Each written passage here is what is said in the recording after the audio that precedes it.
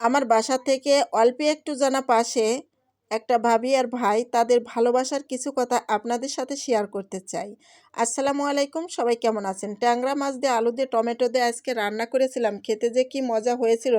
কারণ এখন তো টমেটোর অনেক দাম, তারপরে কিন্তু আপনার ভাইয়া বাজার থেকে এনেছিল, হেভি মজা হয়েছে। আজকে চাল কুমড়ো ভাজি করছি আর টমেটো আর ট্যাংরা মাছ দিয়ে রান্না করছি। তা পুরো ভিডিওটার সাথে থেকে সবাই দেখুন।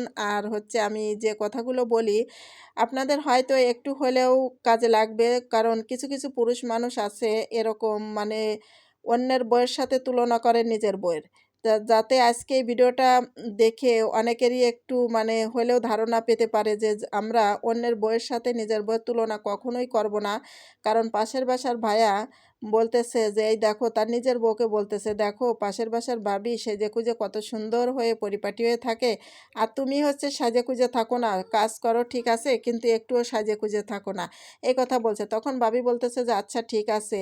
তা তখন পরের দিনই ভাবি আবার সকালবেলা ভোরবেলায় নামাজ পড়ে তারপরে সুন্দর করে সেজে মেকআপ পরে মানে পরিপাটি হয়ে তারপরে সেই স্বামীর মানে বিছানার পাশে বসে আছে। স্বামী ঘুম থেকে উঠে দেখেই বলতেছে, ও মাই গড, তোমাকে কত সুন্দর লাগছে, তোমাকে দিয়ে দেখতে একদম ওই ভাবির থেকেও ভালো লাগছে।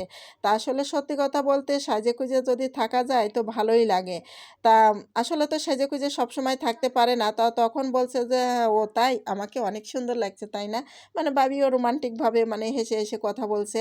তারপরে বলছে যে আচ্ছা ঠিক আছে। তা এখন ওই ভাই ঘুম থেকে উঠে বলতেছে, আসো তাড়াতাড়ি টেবিলের কাছে আসো, আমাকে নাস্তা দাও, আমি অফিসে যাব। তা এখন ওই ভাবি বলতেছে, দেখো আমি নাস্তা কিন্তু তৈরি করি নাই। তা কইছে, কেন তৈরি করো নাই?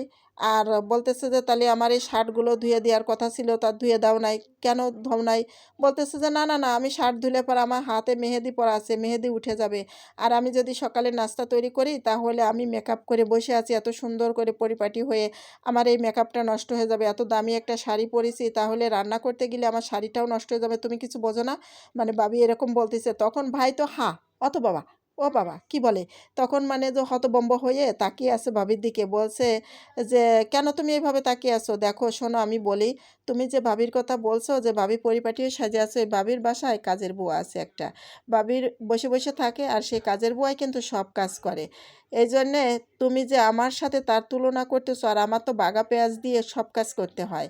আমি যদি সাজুকুজু করে ওই রকম বসে থাকি তাহলে তোমার সংসারে তো একটা কাজও হবে না। তা আমি বলি, তুমি অন্যের বউয়ের সাথে আমার তুলনা কখনোই করবা না, কারণ তার বাসায় কাজের বউ আছে, তুমি হয়তো সেটা জানো না।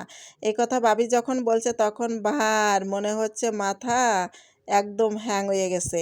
তাই আমি বলি যে কোনো পুরুষ মানুষ আপনারা নিজের বউয়ের সাথে অন্যের বউয়ের তুলনা করবেন না, কারণ আপনারা পারলে বউয়ের পাশে থেকে একটু সহযোগিতা করবেন, তাহলে দেখবেন আপনার স্ত্রীও সাজুগুজু করে আপনার পাশে থাকতে পারবে।